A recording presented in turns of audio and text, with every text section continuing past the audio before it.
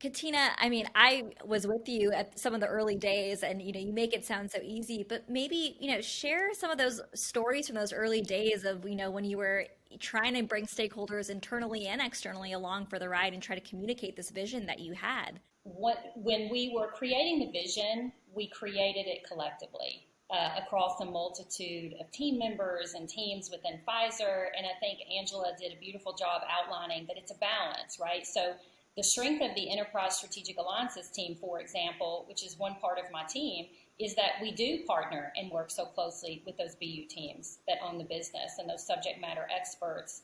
And it's really about understanding the needs and where our goals are there and linking those subject matter experts with the right subject matter experts externally. And Pfizer is a very large company. That's a strength for us, but navigating a very large company like Pfizer that has not only the 6 business units, but a multitude of departments across medical, clinical, research, policy, public relations, communications, and there's actually aspects of those partnerships that touch across all of those areas. So it helps us support big thinking, and it also helps streamline that engagement for the customer. So we did it together when we formed the vision, and I think that's really important because you really need to have clarity and inclusiveness with the vision, but it certainly doesn't make it easy. So when you try to tackle that and you start to have an experience where you're harnessing the collective advantage of Pfizer, sometimes there's speed bumps along the way, but anytime you innovate, if your palms aren't sweaty at least once or twice, you're probably not innovating. And you're probably going to have a good conversation here or there. Even when you upstream outline roles and responsibilities,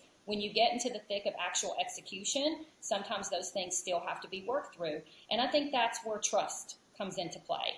And at Pfizer, we really have, our values that we kind of use as a cornerstone of how we engage internally and externally. And I think the integrity of how we work, the respect for others, and making sure that that really instills trust in the relationships, especially when you innovate, because innovation is more draining and it's more difficult. And innovation isn't appropriate everywhere. So is there clarity on where we're doing it, why we're doing it, the roles around it? Then when we start, we have a togetherness that it's not going to be easy. And sometimes when you feel conflict, then we have to take a pause and talk through it. And what we have found is when we come together this way and we really listen to each other, the overall collective advantage of Pfizer is one of our most powerful assets that we can harness. So it's not easy, but I think at the heart of this success is a really great culture. It's openness, it's inclusiveness, it's talking through it.